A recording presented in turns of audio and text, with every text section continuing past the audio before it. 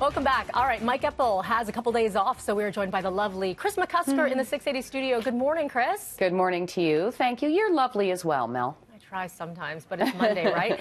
How you doing? I'm not bad. Not bad. Markets, well, it's hard to say where we're going to go from here. As far as Wall Street goes, it looks like we're going to have a losing start to the day. And keep in mind that Wall Street is coming off a losing week. And U.S.-China trade tensions, or tensions in general, I guess, kind of at the forefront yet again. Now, last week, we heard the potential for new tariffs on China because of the way China has dealt with coronavirus. Over the weekend, a little more coming out on this report that the White House is pushing to remove supply chains from China, and then a U.S. intel report which actually accuses China of covering up the virus in order to hoard supplies. As well, in the U.S., things are starting to reopen, and that's got people a little concerned as well. We know from history that last pandemic, more than 100 years ago, the second wave was a little more brutal than the first, and we have heard that warning from U.S. health officials. So you put all of that together, and we're likely to see another losing day on Wall Street today. Now, Bay Street is coming off a winning week, up by a little more than 1.3% last week, still down by 14% year to date. Now, we are expecting earnings in from Air Canada this morning. This country's largest airline has been struggling because of COVID-19, forced to shut down almost all international flights. The airline announced last month that it planned to rehire 16,500 laid-off workers, thanks to the federal government's emergency wage subsidy. The stock, though, is still down by 60%. An Air Canada vice president said last week that he expects travel to return by Christmas. That is a long way off. And the thing about this as well, with such a big drop in demand and still so many unknowns, it's really unclear where the travel industry goes from here.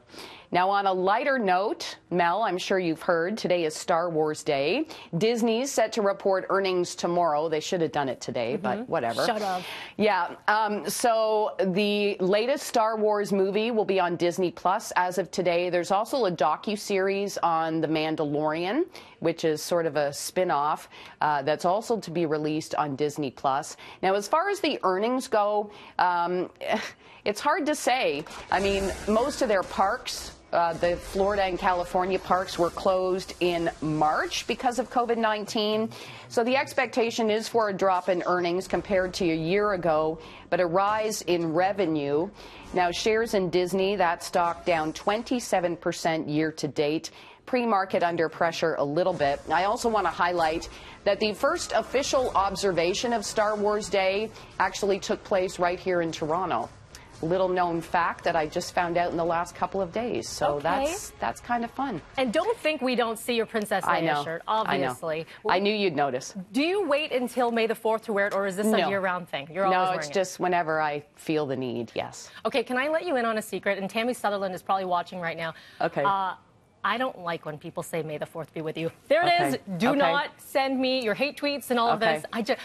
No, and not a disrespect to Star Wars. In fact, I was watching the original Star Wars with my son this weekend. He loves it. He loves everything Star Wars, and I love the franchise. I just don't like the theme, the day. Anyway, I'm gonna get a ton of tweets saying blah blah blah. But every year, May the 4th be with you. Every time. Yeah.